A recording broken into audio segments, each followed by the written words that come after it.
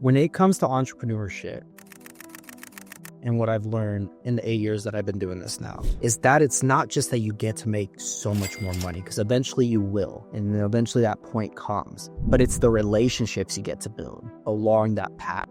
In the beginning, it's very, very lonely. But with entrepreneurship, man, you learn so many skills. You got to be the marketer. You got to be the salesperson. You got to be HR. You got to be all these hats that you're wearing in entrepreneurship when you get started. If you have a burning desire and passion to help people, I think this is a great thing. But if you are looking to grow all these extra skills or make more money, I mean, you're never really going to be rich working in healthcare. Like, you make great money, it's stable, but after a certain point, it's kind of just capped. Absolutely. No one has a reason to believe in you. You haven't done anything to show them that. Yeah. So I really struggle with that internally. I'm like, we have all these clinical instructors who have never practiced a day in their lives telling us. And I was working in the hospital too during this period. So it was very conflicting to me. I was watching one of your earlier YouTube videos, and you're talking about a period when you were literally living out of your car. Can you take us back to that time and like really what was going on in your life at that time? Ooh. What's up, everyone? Welcome back to another episode of The Lowdown. This is a special episode, especially for all my fellow healthcare workers who've ever thought about stepping into business. Today, I have the pleasure of introducing Serg Lupescu. Serg is a nurse turned real estate investor who is deeply involved in the assisted living space, where he's built and operates 255 licensed beds across multiple facilities in Arizona. Serg, it's an honor to have you on, dude. What's going on, brother? Thank you for having me on. That was a great intro. I appreciate it, man. To start us off, what does your life look like today compared to what you thought it would look like when you first got into healthcare? Oof. It's everything I ultimately knew I could achieve. That's what it looks like today. Now, was it an easy path? Absolutely not. If you would have asked me 8 years ago, hey, Serg, this is what your life is going to look like 8 years from now, I would have been like, there's no way, right? And that's just the same analogy of when you're at the bottom of a mountain. You see that very tippity top of the mountain, and you're like, there's no way I'm hiking this entire mountain and I'm going to see myself up there. That's kind of the same analogy with this. Mm-hmm. Yeah. I wouldn't say I'm at the top of the mountain. I'm certainly, the views are looking better. But yeah, man, it's like you got the storms, you got the problems, the issues of growing and figuring it all out, figuring which way you're going to go, decisions, things like that. But I would say that is kind of the best way to put it. So I was watching one of your earlier YouTube videos, and you're talking about a period when you were literally living out of your car. Can you take us back to that time and like really what was going on in your life at that time? Ooh, yeah, man. So that was when I was still running my very first facility. It was a 5-bed facility that I started in Mesa, Arizona. And at that certain point in time, I was running the facility. I was living way below my means. Could I have gone and got an apartment, things like that? Yes, but that would have taken away from the business. So for context, I did not go and get a W-2 job after I graduated nursing school. I had worked in the ICU while I was in nursing school on the weekends, and then going to nursing school during the week, just like everybody that's gone through that season of their lives. It just opened my eyes to, is this really what I want for my life? I wasn't arrogant enough, but I was definitely naive enough to be like, you know what, I'm going to go start a business. When I was living out of the car, did it cross my mind? Absolutely not, because I knew in my heart what the calling was, and that was to go and be an entrepreneur and continue down this path of running assisted living facilities and growing that business. And so it was very humbling, to say the least, and it's only made me more appreciative of where I'm at today. And during that season, I would always remind myself and tell myself of why I'm doing it. And the why was, I knew my future self would later thank me. And now looking back, I definitely thank myself for sticking it out and being willing to be gritty and live way below my means, reinvest everything into my business. And that's what it took. You know what I mean? Not everybody, would I go back and do that now? Absolutely not. I got, a family, I got young kids, like that. I was very willing to risk everything, and I put everything on the line, and I was totally okay with that. I had essentially the whole future ahead of me to take on those risks and take on living out of my car and putting myself in situations that were super uncomfortable. So, And that's one thing that shows that when you're young and you have really nothing to lose, you got to be risky and got to be willing to put in those hard nights of living in your car and just really just grinding. And so I really commend you for that. So one thing I got to say is like everyone always is saying nursing is such a great career, as we know, it's stable. So why go through all this trouble when you could just, stay nursing for 10 to 20 years, make stable income and all that? Like why entrepreneurship? Like how did this even fall into your lap, and what made you really notice that this was your calling? like I said, when I got my CNA certification, I was 18 years old. I was very young, and I had worked in a nursing home, and I worked in the nursing home for about a month. And during that period, I remember looking out the window one time after I just changed some ladies' Depends, right? He goes, well, I'll crack up to that because we've all been Diapers. Yep. and, and I looked out the window and I remember seeing this really nice Audi pull up to the facility. And I remember thinking, I want that. And that was just me speaking to myself in my mind, like just speaking it out, like, I want that, whatever that is, whoever that person is. She ended up being one of the partners of that nursing facility. I know a lot of people will say, dude, that's all sounds great, like cool, like we've all seen that, we've all said that, but I truly meant it when I said it. What that sparked for me without knowing it, but subconsciously, that desire of wanting just more, right? But again, I was 18 and people would tell me, Serg, what are you doing in this nursing home? You need to go work in the hospital. Great. So my sister was like, hey, she's an RT, a respiratory therapist. And she's like, hey, I know the managers in the ICU. I float there all the time. I could probably get you in. I think there's an opening. I'm like, great, put the word in and I'll go. And I interviewed and they loved me. And I was like, this is a great opportunity at 18 years old to get in a neurotrauma ICU. Like, dude, come on. Like that's very rare. And it worked out perfectly for my schedule. And so as I was working in the ICU, and as many of us who have probably worked in the ICU, those weekend options are very difficult to get just because it's all veteran nurses in there, right? They work weekend differential, night shift differential. They work 3 days a week and they get paid more than people that are working 4 or 5 days a week, right? Just for three nights. Mm-hmm. And in speaking with them and in working with them, dude, they all told me, Serge, get out of nursing. And these are all people who have been nurses for 20, 30, 40 years. You know what I mean? Yeah. And I'm like, why are they telling me this? Right. So like piqued my curiosity of like, all these people are telling me not to go to nursing school and to get out of it. And I was stubborn and I was like, no, I'm going to just stick with nursing because of what you just said. It's stable. It's guaranteed. It's like, why not? And I didn't know what I was going to do. So naturally, I'm like, I'm going to just stick this out and continue to go to nursing school. And I did.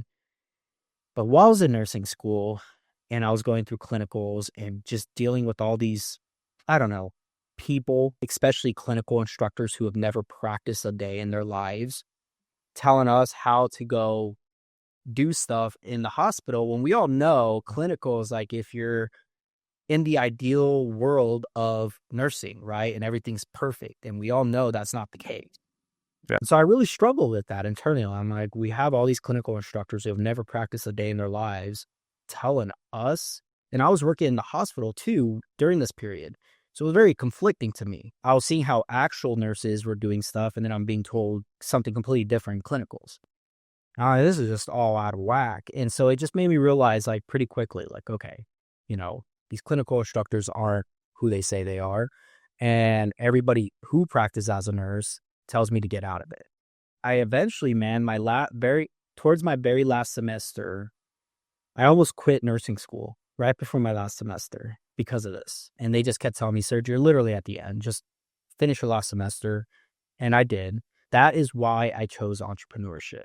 It's because they would always tell me, Serge, we're only skilled in nursing. We don't know anything outside of nursing.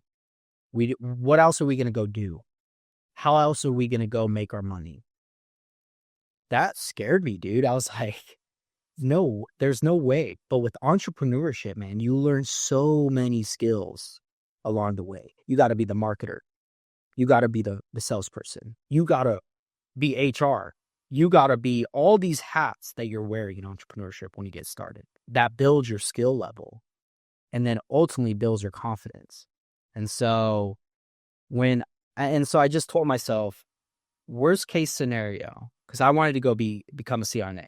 I told myself, I'm going to take a bet 6 to 10 years, whatever, how long it takes.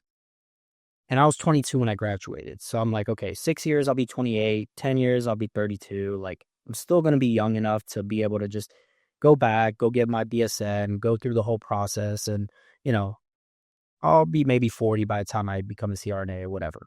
I'm like, I can make up for that time if all fails. But looking back now, I made the best decision I could have possibly made. And everyone thought I was crazy, dude. Every single person in my nursing cohort, I had a job lined up. I interviewed at ER, CV, ICU, like all these different, and I ultimately verbally accepted neurotrauma ICU where I was working at.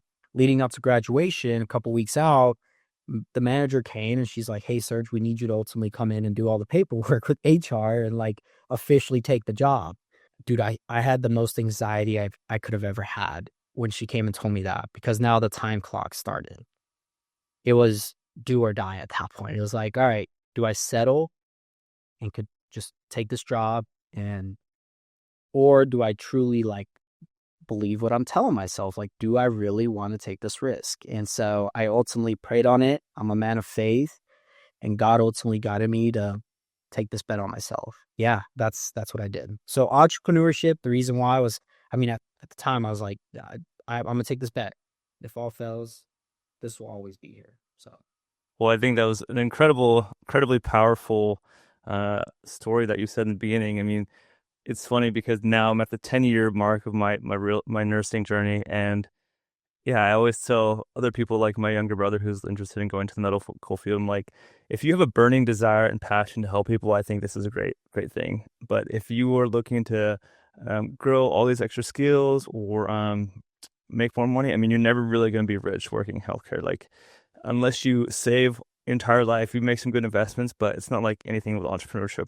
We make great money, it's stable, but after a certain point, it's kind of just capped.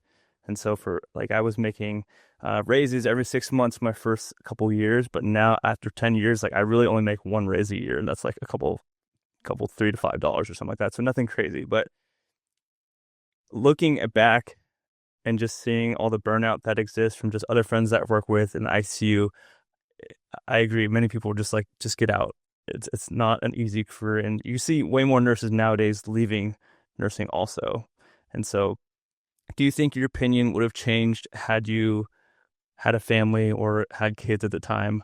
I mean, obviously you were much younger, so your ability to take all that risk now, but after doing it all, would you still do it again? Obviously you would. Yes. Yes, 100%. You know what? Even to this day, like I'm constant. Here's another thing that people have to understand.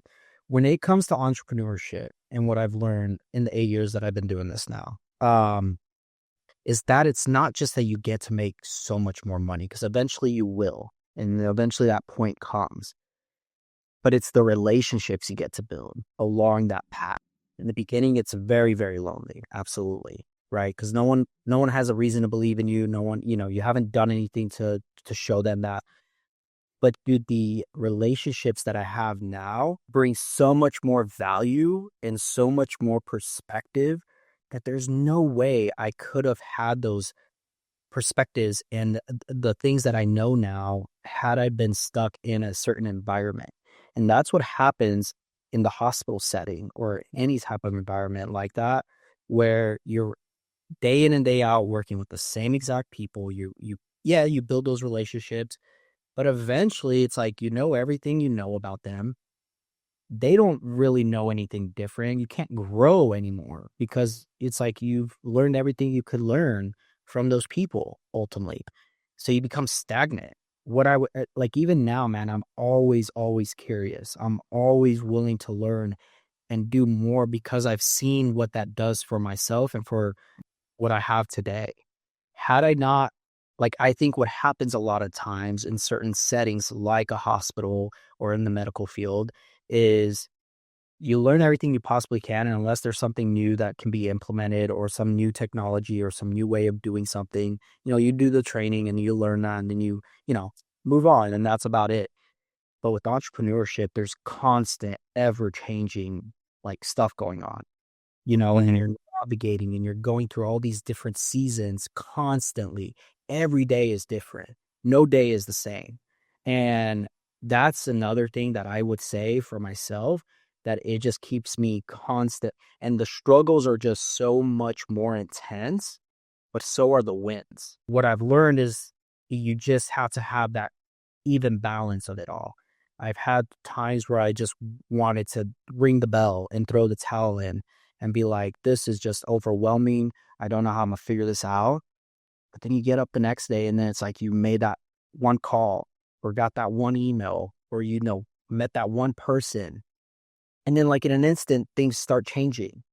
And it's like, what other thing can you experience that type of stuff? You know what I mean? And it's like, I would tell for most people, entrepreneurship isn't for everybody. It definitely is not for the faint-hearted.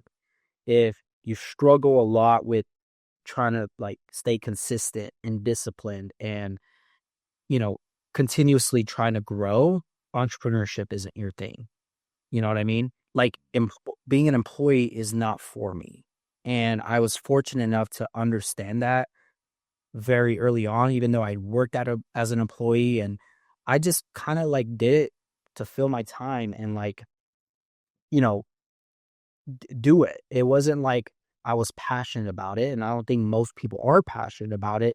But for me, I just was like, this can't be end all be all, right? And that's what I would tell you is like I would do this over again 100%. Now I'd probably do it completely like with different mindset going in and not being super naive. I'd definitely be a lot more diligent than I was in the beginning. But yes, I would do it all over again. In a way, I'm constantly reinventing who I am. So like the same person I am today is not who I'm going to be 4 or 5 years from now. And I'm definitely not the person I was 4 or 5 years ago, So that's kind of the cool thing about it as well. You're kind of somewhat always reinventing yourself and reinventing what you're like doing. So Yeah, I agree. I love the fact that we're always growing, always wanting to learn more. I'm at a place now in nursing where it feels very mindless for me. I'm at the top of the OR. I do every procedure. It doesn't really feel challenging anymore. And I always joke that every day coming into work kind of feels like the office where everyone's kind of just moseying around, or even just like, I don't know if you've ever seen Severance, but I mean, nursing is fucking hard and we see a lot of hard shit. And so Severance, if we could just come into work and just not have any recollection of our outside lives, and then people want to leave work and then also have the same thing where they're not thinking about work anymore because it's just so challenging. I don't know, nursing's hard. And so I commend you and agree that everything that you're saying about it's just, and you know what? The reality is it's all hard. yeah. So what I tell people too is like, look, you got to just choose your heart. Dude, I went broke for 4 years, really. Like, even though my business was making money and stuff, and I was trying to like get it profitable and everything, I wasn't paying myself. So I could have went and made, I think at the time they offered like $25 an hour or something in the ICU. I could have easily gone and done that and made a good salary. You know what I mean? Mm-hmm. But I literally like backtracked.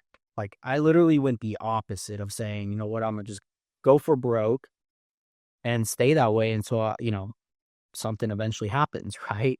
And that is hard in itself. It's like you're putting your ego aside. You're putting, you know, I took student loans out, so like those were eventually gonna have to be paid, and there were all these things, but it all of it's hard. What I would say is you just got to choose your hard and be willing to strictly like commit to that. I had a good friend who ended up eventually, he was in my cohort and he's a CRNA now, and he'll randomly like hit me up. I'm like, what do you think, dude? He's like, it's not all cracked up to be what I thought it was going to be. And he's like, I'm going to do it because it's like I put all this time and energy, but he committed to that. Like he really wanted to be a CRNA. he chose that path. I chose this other path. Now, I mean, he does really well for himself, like, but I'm sure he'll come to the realization one day where he's going to be at the top of that echelon of like, I'm making the most money I can possibly make in this career. I've achieved what you could possibly achieve. And now what? He always tells me, he's like, I'm going to invest with you. I'm going to, this and that. And I love that because it's like, if I can provide that knowledge and that expertise and those opportunities, for him, it's like, or people like him, it's like now they get excited again and be like, what's that next challenge look like? What's that like?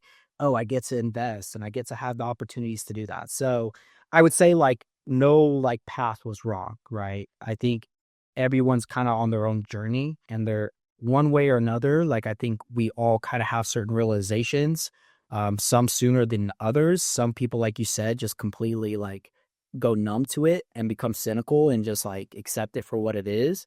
But I would tell people like, don't feel discouraged because it's like, oh, this guy went and did all this great stuff. It's like, no, like that doesn't make myself any better than you or, anybody else that chose the path of staying in the medical field for as long as they have.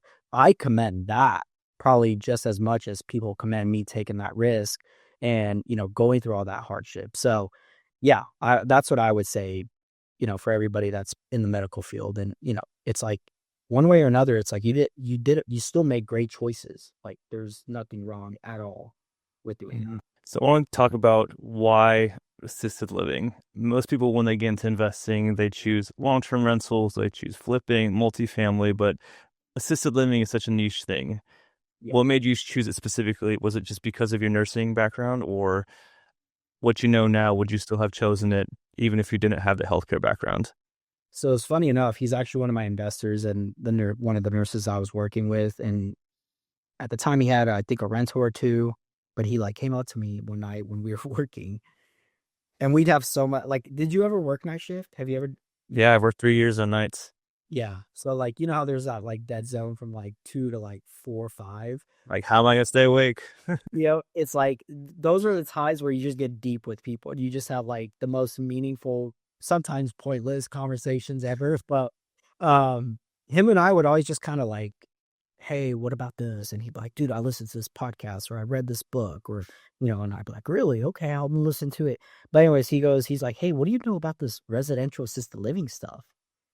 And ironically enough, my aunt was doing it in where I was at the time, Springfield, Missouri. And I was like, dude, my aunt does it. And he's like, really? Like here? And I'm like, yeah. And all I ever knew about her running it was really hard for her in the beginning. And, she'd gotten, a lot more successful with it. But I never like, I don't know. I was like seniors. I worked in that nursing home. Like that didn't just really appeal to me being 20 something years old, right? It didn't sound sexy. It didn't sound appealing. I'm like, so I didn't think anything of it. And then when he brought it up again, I'm like, well, yeah, she does it. And he's like, well, how does she do with it? I'm like, from what I know, she does pretty good with it. He's like, dude, why don't you go do that? And I'm like, really? Like, you think I should? Like, that's the fader to get into? He's like, dude, it would make a lot of sense. Like, we already have the background. Like, dude, you're changing all these people all the time. And it's not going to be much different. And I'm like, dude, that's true. Like, yeah, like we know how to administer medications. Like, all of that just it just correlated really well. And then I'm like, you know what? You're right. Like, I just put in all this time to get this nursing degree, all this money. Like, yeah, like, why not? And so it naturally was just one of those things because of our medical background and my medical background. I was like, yeah, I'm going to just go start an assisted living business. So that was kind of the reason why. There wasn't like any like epiphany necessarily, or like I looked into all the demand that's coming and all these statistics that we have now. And I didn't really look into all that. Like I wasn't diligent enough and smart enough at that time to really, it just kind of like, I just went into it because it just naturally made sense. I look at things very logically too. Like, I feel like I was like, logically, it just made a lot of sense. I was like, yeah, like, sure. So that was really it, and it kind of worked out. So you owed all to your friend on night shift. In a way, yes. And you know what? It's funny because after I left, and I didn't even tell him I left, which was kind of, I don't know why I didn't tell him. I could have given him a heads up, but he called me like 7 months after I'd started my first facility, my little 5-bed. He's like, dude, where are you? And I'm like, what are you talking about? He's like, I haven't seen you anywhere. Like, I know you're on days now, so that's a reason why I don't see you. But it's like at shift change, we would run into each other naturally, right? But he'd work on weekends, so I was, But I was like, and he's like, I don't know. He's like, I just would have thought I would have saw you at least once or like in passing. I'm like, no, dude, I left. And he's like, when? I was like right after I graduated. And he's like, where? And I was like, I'm in Arizona. And he's like, doing what? And I was like, I started a facility. He's like, shut up. It's like, yeah, dude. He's like, no, you did it. Like, he could not believe it. He was like beside himself. There was a conference coming up, the Raleigh conference, which is the residential assisted living conference out here in Arizona. He literally booked the ticket and flew out here. He bought my ticket. We went to the conference. He couldn't believe it. He was beside himself. So That's awesome. we laugh about it now, but yeah, he definitely was like beside himself when he found Love it. because For someone, he's like, you know what, Serge? He's like, in always talking with you, and he's like, most people I talk to, we always talk about how nice it would be to do something different. yeah, Maybe, buy some rentals, maybe do this, do that. But dude, you went and did it, dude. Like you're an action taker. and took action. Yeah. Didn't you execute it? Because after I'd started that facility, he wanted to ultimately like, hey, I got some money, this and that. Let's maybe do something together. And we thought of maybe like getting another facility. I could run it, operate it, etc. But at that time, I didn't have the capital to do it. He had some capital, but not enough to really like get a solid facility going. And I wanted to do a 10-bed plus. Like, I didn't want to do another 5-bed.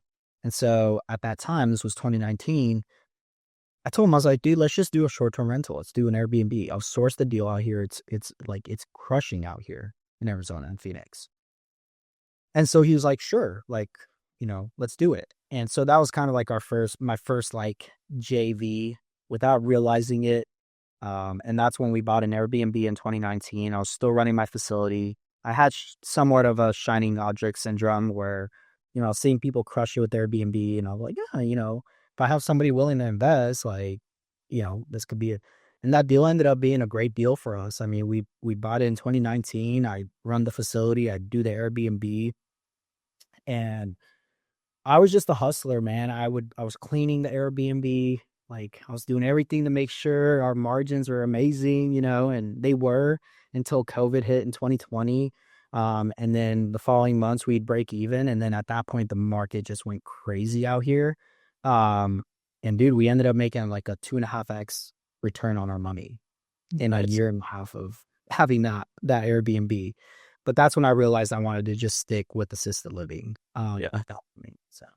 Well, just to touch on shiny object syndrome, you say everyone always gives it such a bad rep, but I think it's fine in the beginning because that's kind of what you realize what you do and don't like. I think it's worse to stay in the lane for 5 years, only to realize after 5 years you absolutely hate it. And so I myself have tried flipping for a couple years now. I'm getting into hotel space. I'm still interested in assisted living, but I think at the end of the day, you got to try something. That's kind of just how life is. You got to try it, figure out what you like, and then once you realize what you love, just go all in on that. But I think you won't know until you try it. And so for everyone who's concerned about shiny object syndrome, it's okay to just try different things because that's how you figure out what you like. So, and some of those, yeah, go ahead. no, I was just saying, just so for someone new to the space, like there's all these different levels for assisted living. Like there's sober living, there's assisted living for the mentally unwell. Like, what are the different levels if you can break it down? And then which one did you choose specifically to go after for your first one? So my first one, I started with seniors. So I did assisted living. That was the very first one. The reason being was because the barrier of entry was a lot less, especially from a licensing compliance standpoint. And keep in mind, this is all non-medical. So it's not like you need to have a nurse on staff or you need to be a nurse to even start. It definitely certainly helps, but it's not required. And so for me, I started with that just because it was what I could afford to do at that time with the capital I had. And, I leased my very first property. It's not like I went and purchased it. I had leased it from a lady that had ran her daughter was running it, but she was a retired nurse. And so she understood the business. She understood what I was going to be doing. And she loved the fact that I was also, nursing. I just graduated nursing. So she was it worked out well in that sense. And so, I didn't start with a ton of money. And I was scammed right out the gate, for me being naive and trusting people I shouldn't have been trusting. But hey, that's the price you pay in business. It's your tuition, right? You will definitely lose some money along the way, a lot more than what you would think. But, they always say in order to make 100K, you got to risk 10K. Yep. In order to make 1 million, you got to risk 100,000. And it's always that like 10x rule. Like if you want to make 10 million, you got to risk at least 1 million. That's the pay to play mentality, and it is very true. And so, I think what happens a lot of the times, I know I'm kind of segueing into this, but the mentality when it comes to entrepreneurship and to starting your own business and taking those risks, you have to be willing to do that. Yeah. And I know people don't like to talk about that. Everybody likes to talk about how much money they can make and what they do to make money and this and that. But the reality is in business, you are going to lose money, and you are going to make certain mistakes that are going to be costly. But what it takes is just getting up every single day, one foot in front of the other. So, but yeah, I started with assisted living, and you do behavioral health, which is substance use disorder clients, who also deal with, alcoholism, different things like that, addictions, that type of stuff. That's a different type of clientele. It's a younger clientele. And, the licensing for that is a little bit more different, but it's essentially still providing services within a residential setting. You'll also have where you could specialize with memory care. Now, you can have assisted living with memory care in a lot of residential settings. So you might have a resident or two who has dementia or Alzheimer's or early onset. You'll certainly have those types of clients. And so you also have hospice people. You have a combination of a lot of these types of residents in your home. And so what I would tell people is like, don't get too bogged down with all that. Especially from the medical background, we somewhat have a good understanding of a lot of that. And there's a lot of great training that you'll do as continued education and different things like that. And then you'll have the developmental disabilities. That's another segment of this industry, where it's individuals with autism, Down syndrome, on the spectrum, different things like that with behaviors included. And so there's a lot of different specialties and niches within this industry of like residential healthcare or healthcare in general. Okay. And so you started with the elderly. So Mhm. what you said, because that one had less regulatory hurdles and licensing that you had to get into, and it was probably the lowest barrier to entry of all of them.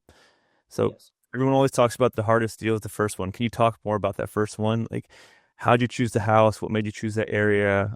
How much actually you invested into it? All that stuff. This is going to encourage everybody. I did no market research. I did not know what a good house even meant. When I talk about how naive I was, someone told me, hey, which ultimately was the person that scammed me. They're like, hey, there's this home that's available for lease. And it's somewhat of a new build. And it was previously licensed as a 5-bed residential assisted living, but it's vacant. So great, I'll take it. What's the lease? That's literally how the conversation went. Well, are we go see it? She's like, yeah, let's go see it. The rooms were carpeted. It was patio homes, so it was 3 homes that shared one big driveway. I was at the very end. I wasn't even closest to the street. All the parking's on the street, which is super inconvenient for families. If you're the last home at the end, they have to walk all the way to the end. So it was positioned in the worst spot possible. It was in a good area. I will say it was in a good area where I could consistently get private pay clients.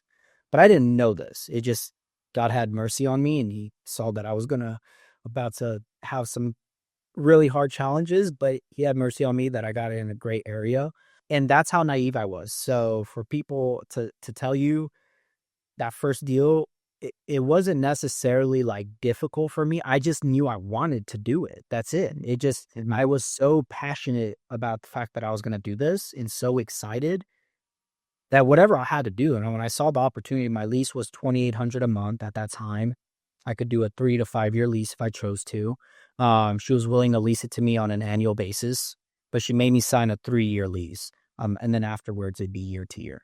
And so that like made me commit, right? I was like, I have to do this for at least 3 years. And so that should encourage a lot of you guys. Like it wasn't like I did all this research. Now I highly, highly recommend doing that and figuring that out. But that's where mentorship comes into place. That's where consulting comes into place.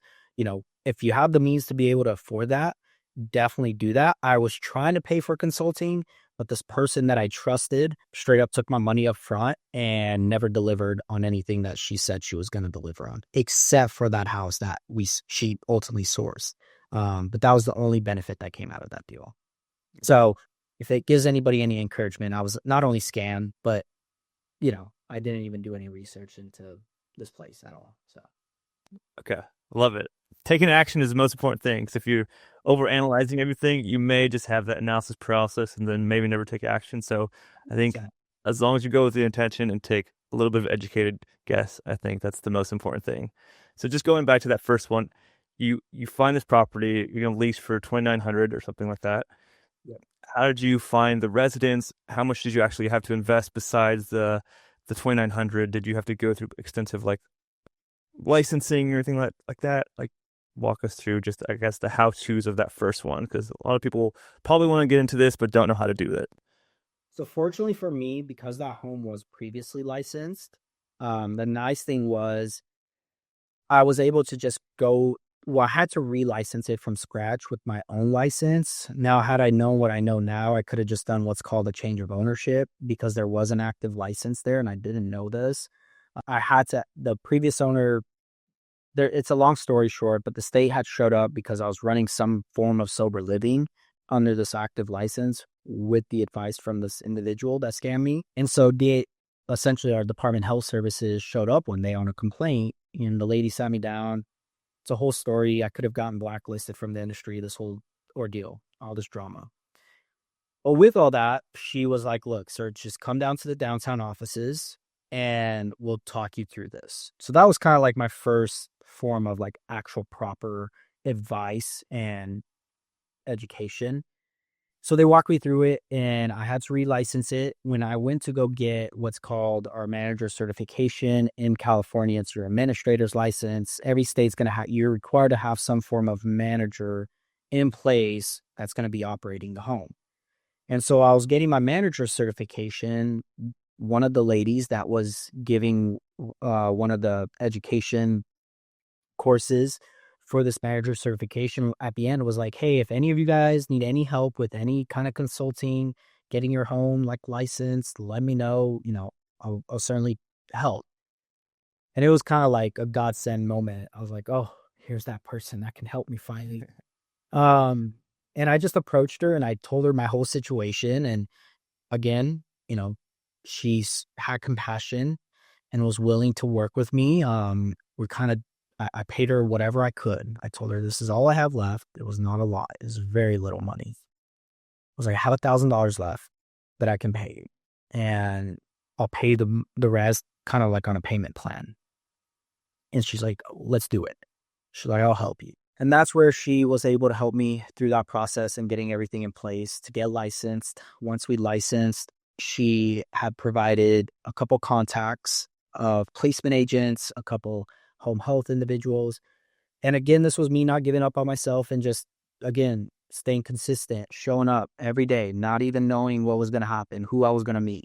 And there's a lesson in that. And so I was fortunate to get my home licensed with her. I still had to do all the work. It wasn't like she was showing up and doing all that work for me. I still had to submit the applications. I still had to talk to the people at state.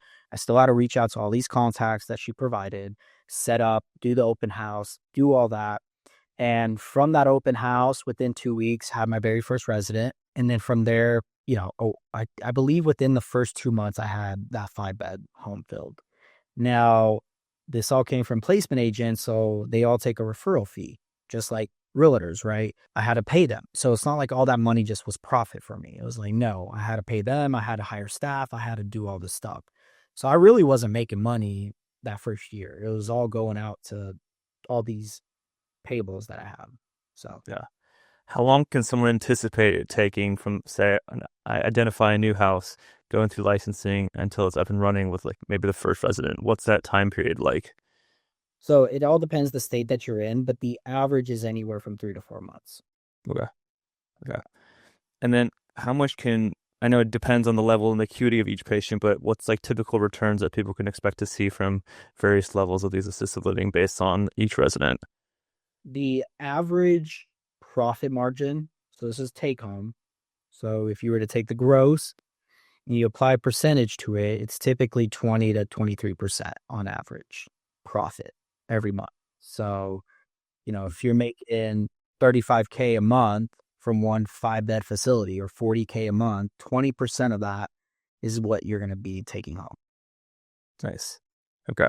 So I think if you do the math, I forget, on average, you'd be looking at 7 to like 10K on average. That's awesome. So you go from that first 5 bedroom house to now 10 bedrooms. What made you go this big jump? And was the jump from elderly also, or did you decide to go into another level of K? Yeah. So, for me, again, I keep going back to this, but you got to constantly keep reinventing yourself and constantly be learning and constantly be, putting yourselves in the right rooms, talking to people, and networking, no matter what. Like, you've got to always be doing that. And so for me, in 2021, after I had sold to Airbnb, I took somewhat of like a small little like hiatus. Like I made at the time, I think I made like $35,000 profit from that deal, plus my initial capital. So I had like around $55,000, which to me, dude, like I was making money with the assisted living, but keep in mind, guys, I'm like constantly reinvesting there. Like I'm trying not to take profits. I would pay myself like maybe $1,000 a month because I had gone through moments where I would have 2 to 3 residents at any given moment. So then I was losing a little money, but then I'd be full again, making money again. So I was going through these ebbs and flows, right? So I was trying to build up my capital and my reserves, which I was doing. So I was trying to like not take a ton of money from my facility. But when I got this 55K from this deal, I was like, oh, finally, like some Rich. yeah, like dude, I thought I was balling. And I kept having this goal of mine, this dream of mine to do van life. And van life was huge after COVID. And I'm like, I was living out of the car and in the facility. So I was like, man, to get a converted van made a lot of sense. And I found this great deal out in Portland. I had this stack of cash and I went and bought this thing cash. It was like 40 something thousand. And I knew I could flip it because it had low mileage. I knew I could drive it essentially for free and still make money on it. So I went and took my money and bought this thing cash, just took this small hiatus of like, I had at that point great systems in place, a great foundation for my facility. I was full. I felt like I was on cloud nine, dude. Like I genuinely was like, I'm doing great. I did that for about 3 to 4 months. I put like 40,000 miles on this van. I was living out of the van. I was at the facility. Like I would take random trips to like Zion and, just random places, and I'm dating my now wife. We were dating at the time and I was just kind of living my life. I was like, I got this great little 5-bed. I'm doing my YouTube channel. Like, things are cool. Eventually I was like, okay, I got bored. I'm not going to even lie. I got bored. I was like, okay, how much longer can I do this for? Like, I want to get another facility. I want to do something. I was like, I'm going to sell the van. I was like, I'll sell the van. I'll get a small little apartment at this point.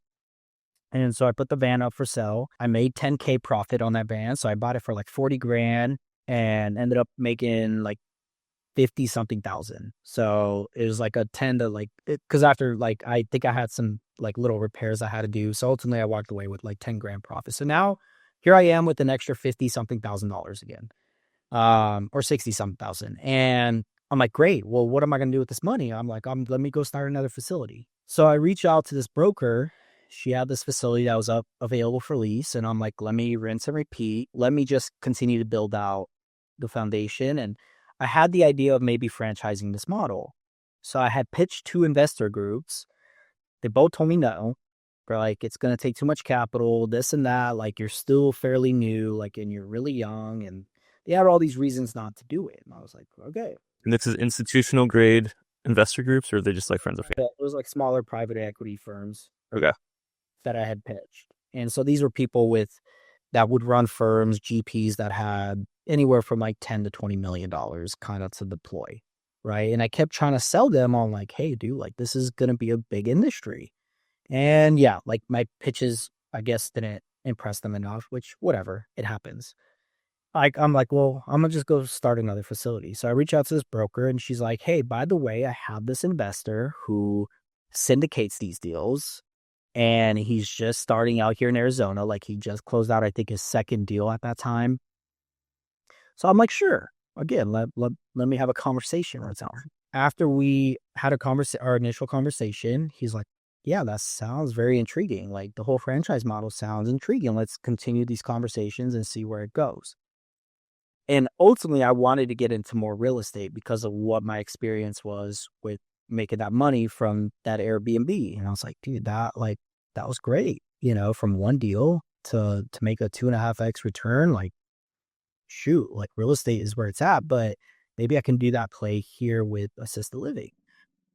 After multiple conversations, we decided to scrap the idea of the franchise, but I told them, look, I have great connections with operators. I got great, here's everything I've done. Here's what I'm trying to do. He told me what he's trying to do, and our goals both aligned. And then at that point, we partnered up. We had a third partner who was supposed to be our capital raiser, but after I think our second deal, that's when he stepped away just for his own personal issues. But after partnering up, within the first month of partnering up, we had our first facility under contract. It was a 10-bed existing.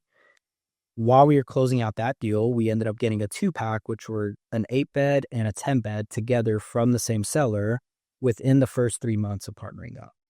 So I just was like, okay, now we're raising capital for both deals. The first deal, our capital raiser raised $150K, which I remember like thinking, dude, like to raise capital, that sounds crazy. Like who would I even go to?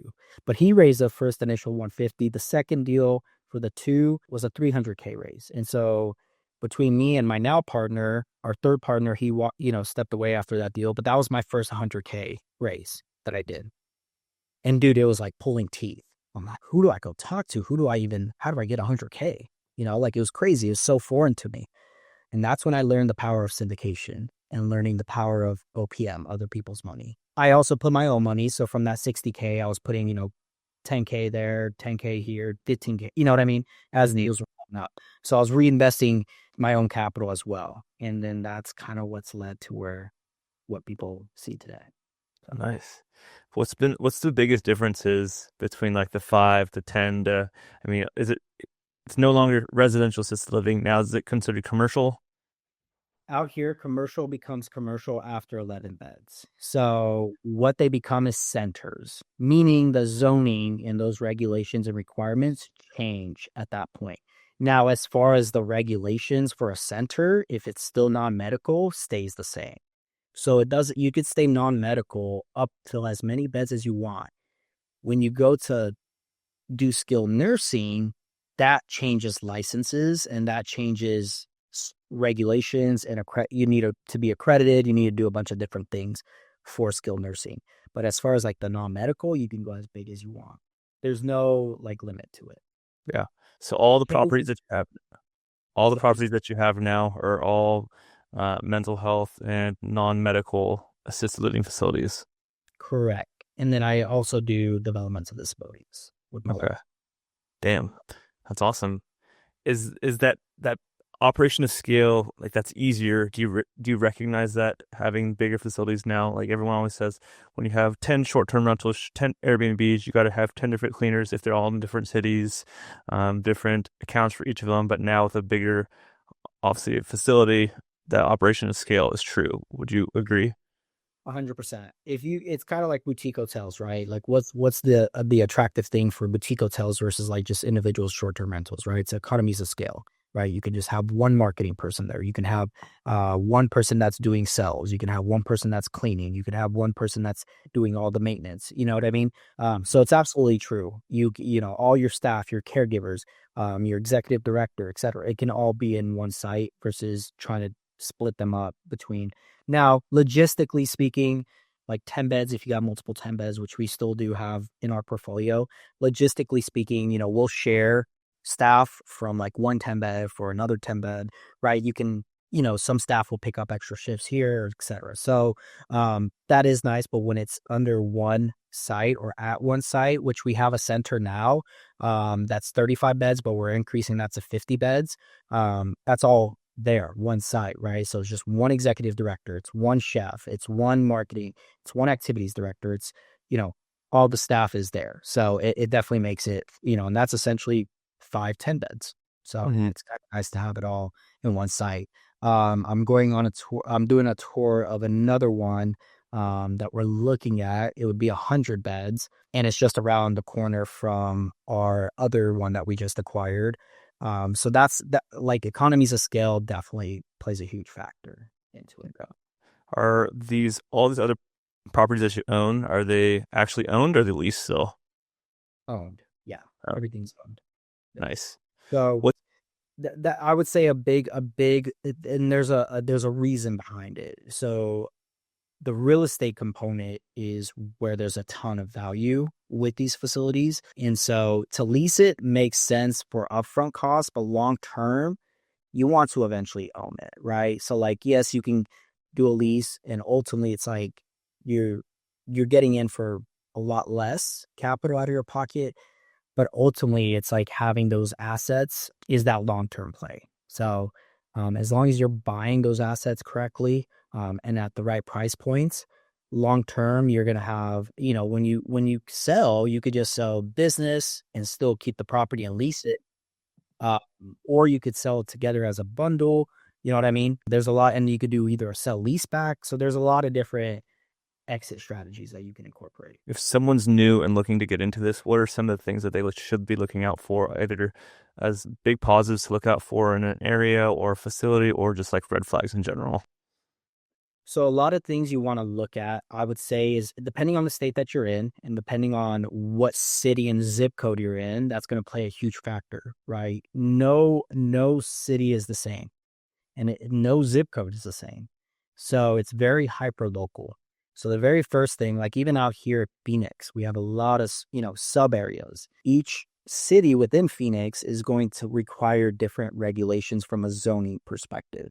So that means if you have to have a conditional use permit, which is what it's called in California, or, you know, certificate of occupancy, which is essentially the same thing, or if you got to get variances, these are all things you want to verify and confirm before either leasing or acquiring a location.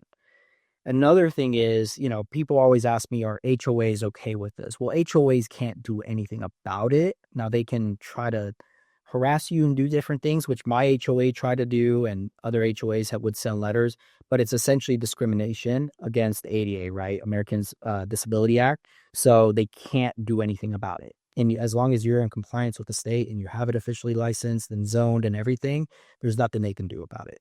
So don't be scared to go into HOA like neighborhoods, because typically they have really great homes, right? And it's usually in areas that are a lot more affluent with HOAs.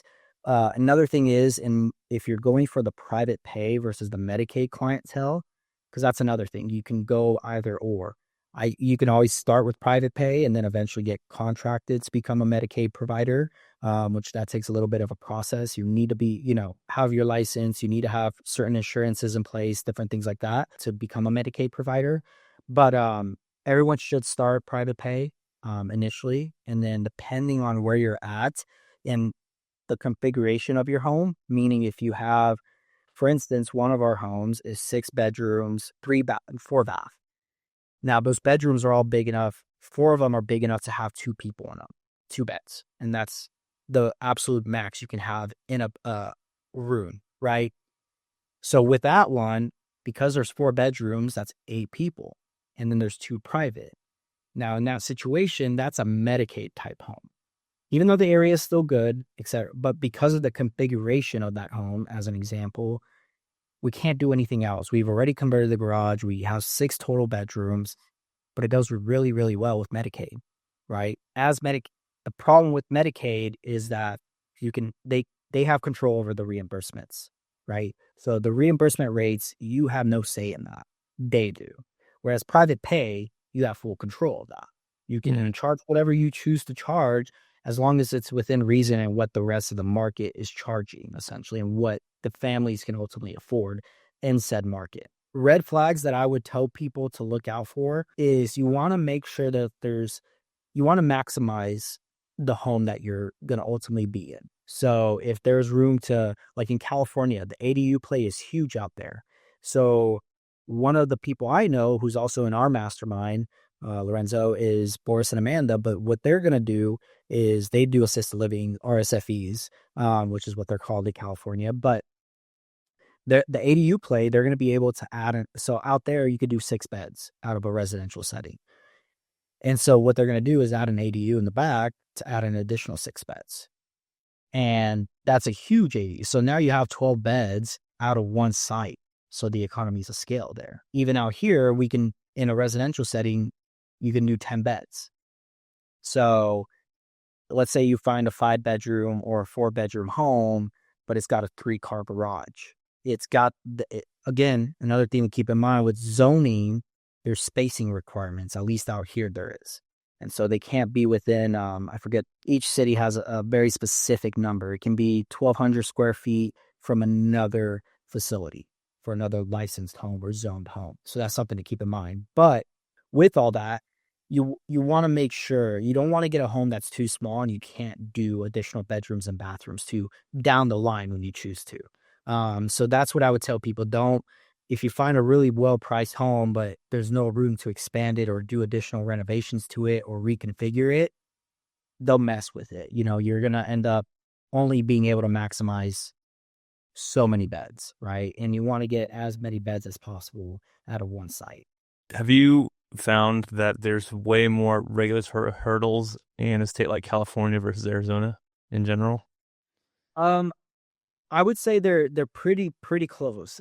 California, they have certain things that are easier than what Arizona does. Every state's going to have its nuances that, like, for instance, in Texas, if you've submitted your application for licensing, you can take 3 residents right away and you're not a licensed facility yet. You're pending your licensure. You could take 3 residents. Here in California, you cannot have a resident at all until you have your official license. So again, when you're like running your numbers and that's the case, you have to factor your runway. And so when you're budgeting everything, like if you're in Texas, it's like, dude, if I can get 3 residents and I can start marketing before I even get out here and get inspected and licensed, and I can start covering some of my costs, dude, like that's huge, right? That's an example. But Texas has different things that they require, right? Than they do out here. And the same for in California.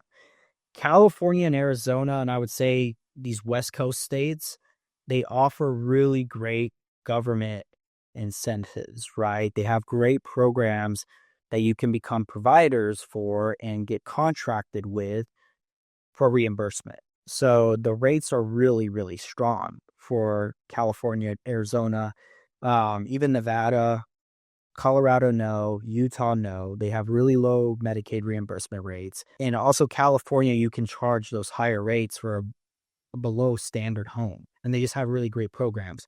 So every state's going to have its nuances. So I would say to compare apples to apples isn't the right way to look at it. It's just a matter of like, I would tell most people definitely do it where you're at in your backyard.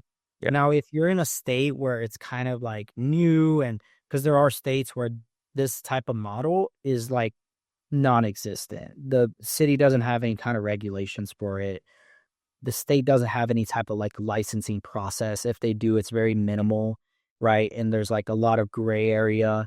Tennessee being one of them. Like Tennessee is still like trying to like figure it all out. And there's certain states where it's not as like prominent. Arizona and California had been like the two main that are in Texas that the state has really, really emphasized this model and done a really great job. So a lot of states are kind of following the regulations that Arizona and California and like Texas are implementing.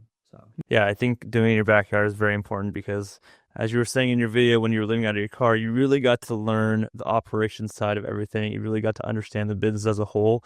Whereas I imagine that's extremely difficult to do. So you bought a facility like people do with multifamily several states over, or even on the East Coast. I think it's hard to get that grasp on the business itself. 100%. And especially in the beginning, right? Like if you buy something existing, you could maybe implement good management, etc. But you're going to be spending a lot of time being there implementing that, and you got to really build a strong infrastructure to do that. So I would say definitely if that would be one thing I would tell people is like, don't try to go in unless you're planning to move there. And like, if you're planning to move to Arizona, then, that'd be one thing. So I tell people all the time, like, definitely make sure it's within an hour of where you live at most. Yeah. What's some of the biggest challenges that you've seen going from 5 beds to 255 beds? It's a huge jump. What's some of the biggest mistakes or takeaways that you could take? Oh, man, there's a lot. Do not try to figure it all out and do not get bogged down trying to understand all the details. I think had I have some sense of like not being naive, but also like understand you're not going to know it all out the gate. Um, and there's growing pains with all of it. You're constantly putting out different things, right? And you're constantly making things more efficient. To this day, I always say when I think I've seen it all, something happens and I'm like, Life humbles you. it humbles you. You're like, how did I not see this coming? So I would tell people definitely be okay with that. Like, don't think you need to have it all figured out. You'll figure it out as you go. Mm-hmm. So I think when people try to have it all figured out, that's actually going to hinder them from ever figuring anything out. So, yep. Just never take action. Yeah. So that's what I would say when it comes to scaling. And don't look at the numbers. Like, don't like 255 beds. Oh my God. Once you get, like I said, within the first month, 3 months, like we went from literally I was running a 5-bed and then it's 10 beds, 30 beds, boom, boom, boom. And it just starts snowballing. Right. And it's like each time it's like we're constantly learning something or implementing something or making something more efficient, making something better. So it's like, don't overthink it either. Yeah. In assisted living facilities and skilled nurse facilities and healthcare in general, as we know from living it ourselves, there's a lot of burnout. So how do you prevent burnout and high turnover in a industry where that's the biggest issue? How have you been able to build a culture where people want to stay and work? That's one of the growing processes, right? I think every industry struggles with staffing. But one thing I've learned is like, if you're not willing to be the one to change the depend and to help a resident when you go near your facility, like do not ask of your staff something you wouldn't do. And leadership is a ever growing, ever evolving position. There's never a point where I'm like, man, I'm a great leader. If not, there's actually way more like where I'm like second guessing myself and self-doubting. Like, am I doing enough? But one thing I've learned is you have to really, really understand the pain points of the people that are working for you. And I think one benefit that really helped was me being the caregiver at one point, me being the manager at one point of my own facilities, me being the person that was marketing and doing the tours and understanding these systems and understanding the processes behind it to understand what will help them ultimately be really good at it and giving them that autonomy over it. I think a lot of times we don't give the people the room to grow, right? We want to contain and we want to just, hey, do it this way because this is the way I know, right? We don't do that enough as leaders. We just try to like control every component, every aspect. And so that is what burns people out more when they have leadership in in place that are just like suffocating their staff, right? And like bogging them down with all the stuff. As we know, I feel like half the time in nursing, we're paper pushers or we're just charting robots, right?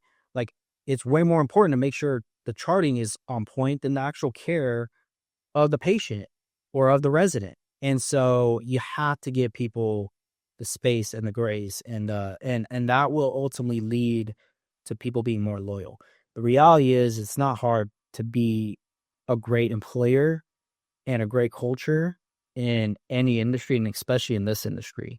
When I see the types of employers that are out there and how they treat their employees, when we hire people and they're coming from certain employers and hearing the type of culture they have there and like the type of environment they have there, it is not very hard to keep them pleased and happy. You know what I mean? And so I can go on for, hours about this stuff, but that's stuff that's ever evolving, I would say. So Okay, love it.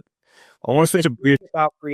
it's really about creating where it can make it when certain people like, and I've worked at places that when leadership listened to you and you felt welcomed and you felt heard and you felt like you were part of something, that that means way more to people than just a paycheck, right? A paycheck is just like, yeah, you showed up to work and you did what you had to do. But when they feel like they're impactful and they feel like they're being heard and noticed and acknowledged and a part of something, dude, it like, but that takes time. That takes Yeah, putting the right people in the right places. And there's a lot of things now I feel like that you can really figure out people's strengths and weaknesses. people just want to be heard. It's funny because I just think about this past week. We were at work and we were super short on staff one day, and this has just been an ongoing issue. I think just in the hospital in general. And this one day we had really bad staffing, and then all of a sudden there's a bunch of pizza in the break room, and then the CNO or vice president, or whatever, is just like, this is the band-aid on the open wound. It's just like, here's some pizza, hope this fixes everything. It's like, no, dude, there's the way bigger issues than just this. Pizza is going to solve the staffing issue. And so it just kind of comes back to it, just people wanting to be heard and seeing people in the trenches. So I commend you for that. So I just want to switch up gears here. People will come out and spend the Yeah. day with me. They'll come see the facilities and stuff, and they'll see the staff, and they're like, dude, your staff doesn't like run away from you. Like they know the boss is here. And I'm like, yeah, because I never act like I'm this honcho that's coming through and like everybody's scared to like, you know what I mean? We've all Yeah. seen those people where like, the CEO's here and everybody's like, trying to be like Behavior. hiding, you know what I mean? And it's like, Yeah. dude, no, like if that's the culture, that's already a big issue in itself. Yeah. So like you definitely want to like you want them to come to you, Serg. By the way, this water heater's not working, or by the way, we don't have hot water, or like random little things. I'm like, don't worry, we'll get that taken care of. You make a call, you know what I mean, and you address those issues, or like, hey, a lot of little things like that. But you get this. What I'm saying, it's like if people can't come to you with the little things, and then especially the big things, like there's no way you're ever gonna be able to fix it. Yeah. You just kind of like you see it, you pretend like you didn't see it or heard it, and then like you hope that something gets resolved. So I want to switch up gears here really quick and just talk about social media. Because on your YouTube channel, you have almost 30,000 subscribers, which is freaking massive and awesome. And so when did you decide to get into social media, and what are some of the benefits that you've been seeing from it? So I got into social media right after I started my first 5-bed. So it was August of 2018. And I had licensed my home in May. So it was about 3 months after. And the reason why I started it was I remember telling myself, I'm like, man, I can't be the only one that's ever going to like deal with what I just dealt with. And at the time I felt like I dealt with like so much, and it was a lot at that time. And so that kind of sparked this whole like, I'm gonna just start a channel. And at that time, I had two cousins who had started. One of them grew and blew up with the Shopify dropshipping stuff. One of them started with the short-term rental arbitrage channel. And I'm like, I'm gonna start a channel too. So they kind of like we all kind of bounced ideas off each other. But ultimately, I was like, I'm gonna do assisted living. Like that's what I'm doing, and why not cover it? Like I'm doing it anyways, and I'm gonna talk about all these struggles and things I've dealt with, And that's what sparked the channel. There was no like this long-term vision or goal of like what it is today. It was just kind of like, let me start. And again, it's just like anything I do, it's just start, just take action. And I started with a small G7X camera that I paid like $700 for, and it felt like all the money in the world. I would just talk about, and dude, I was uploading for the first month. I uploaded every single day. No other reason than I was just going to upload every single day. And then the following month, I would upload twice a week or something. And then within the first 9 months, I finally hit 1,000 subscribers. So it took 9 months of consistently putting out content to finally get my 1,000 subscribers. And 1,000 is important on YouTube because that's when you can finally qualify for their paid partnership program. And you're monetized, essentially. You're going to start making money. So I was like, dude, yes, I'm such making money. I was not making tons of money. It was like, but fortunately, I had a ton of content that was being rewatched.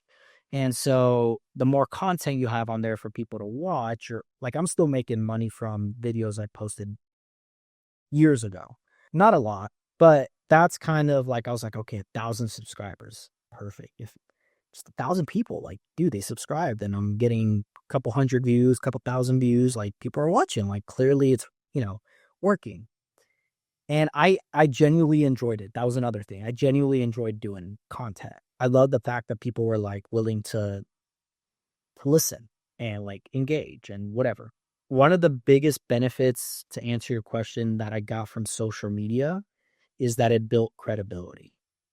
And so what that means is, for me, when it came time to start raising capital, and when it came time to maybe, launch a community or do whatever it is that I wanted to do that I felt like was going to serve these other things, that platform allowed me to do that.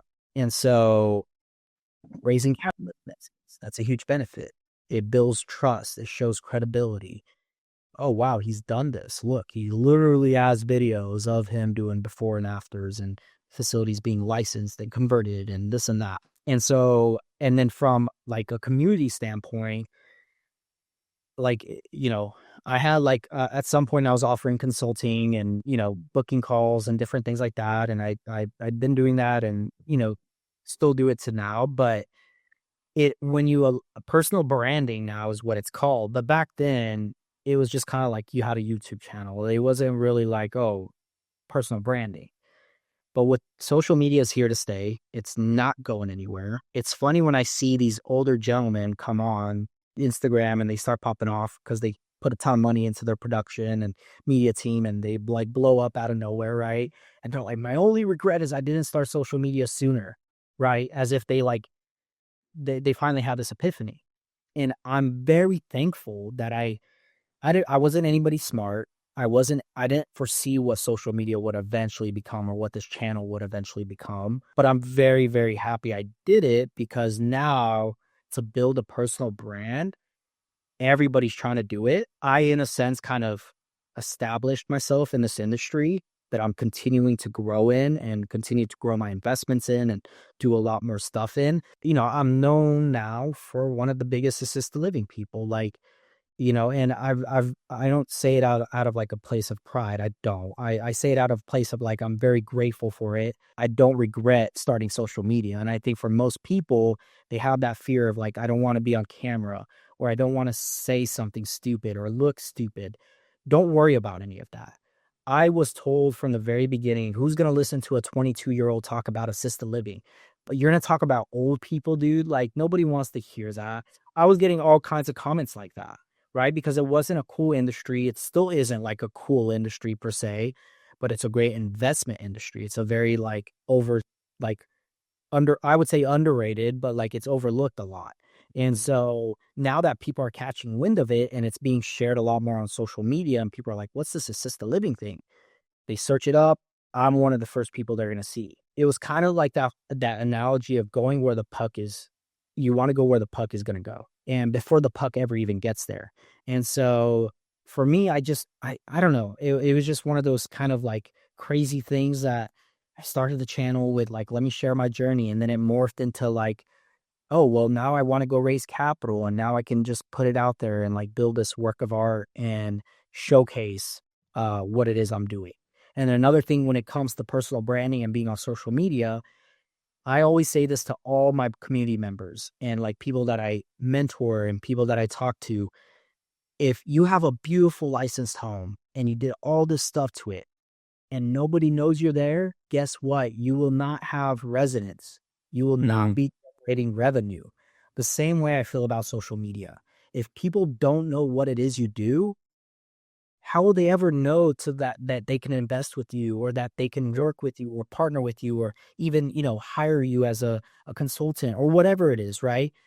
That's the beauty of social media is that like now everybody in some shape or form is on there and they're going to be able to reach out to you. Dude, some of my best people that I have in my life now came from social media. If had it been for social media, like, and it gives you opportunities too. It opens up opportunities. People will send me off market deals. They'll send me this and that. They'll, hey, or they'll like, dude, like you, hey, come on my podcast, right? Rich Summers, who's got a massive podcast now. He would not have taken me seriously had I already had my YouTube channel or that work of art showcasing what I've already done, right? And what I was talking about and what I was an expert in. I think that's what social media allows for. It will open up opportunities you couldn't fathom, but it's hard to get started and it's hard to stay consistent. But as long as you're showing up every single day and you're putting that out there and you're showcasing that, you don't need to have this overly produced, great setup, great, all this gear, all this stuff.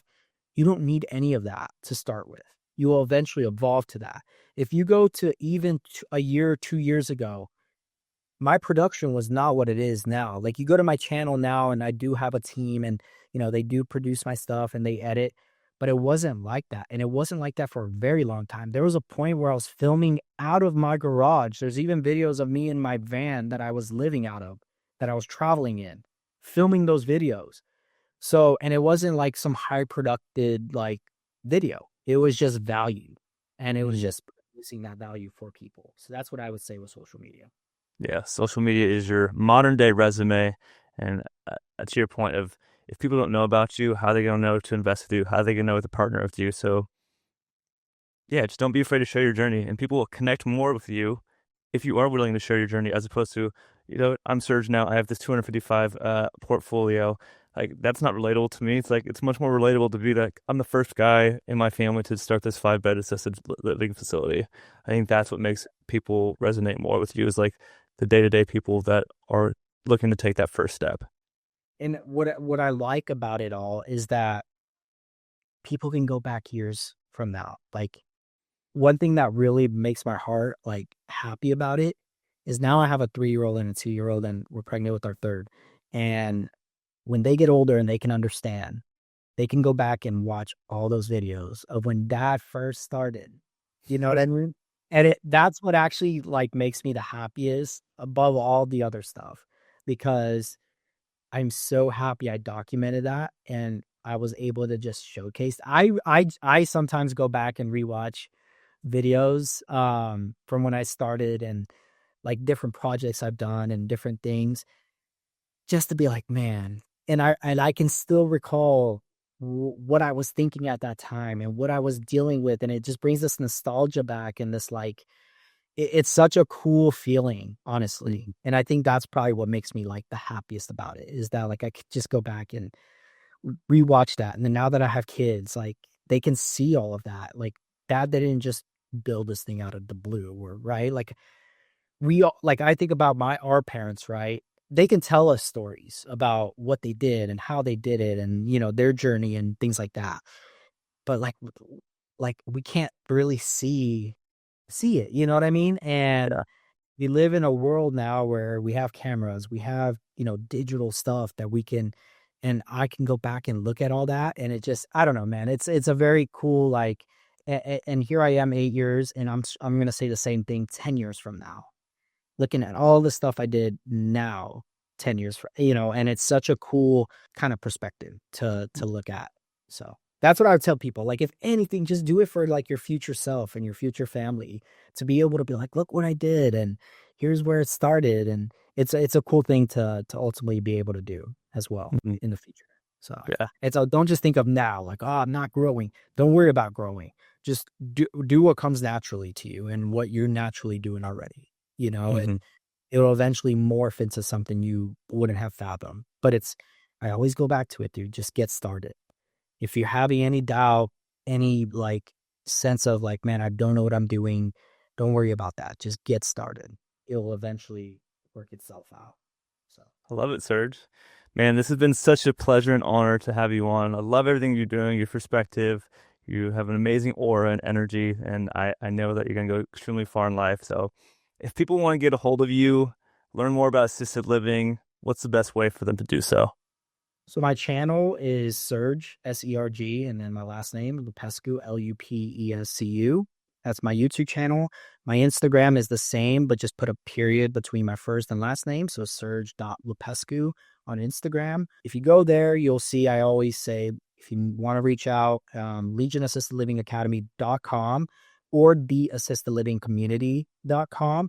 They both offer two separate things, and you can reach out to me either way on those two websites. There's ways to contact me or book calls, or you could DM me like Lorenzo did. Like I'm very engaged on social media. Like I love responding to people and seeing what they're up to, and collaborating with them as well.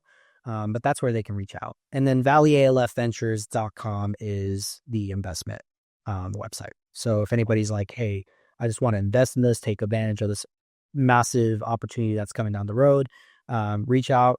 We'll schedule a call, jump on a call. And if it makes sense, you get on our investors list. And as we're putting deals together, we send out investment summaries, do all that kind of stuff. So Awesome. Well, guys, if you are looking to get into assisted living or you're a healthcare worker who is burnt out and looking for the next thing to do that will skyrocket your life, please like, subscribe, share it with another person you think would benefit from this. And as always, I appreciate you guys. Love you guys. I'm Lorenzo. This is Serge. This has been the Lowdown. See you guys in the next one. Peace. thanks, guys.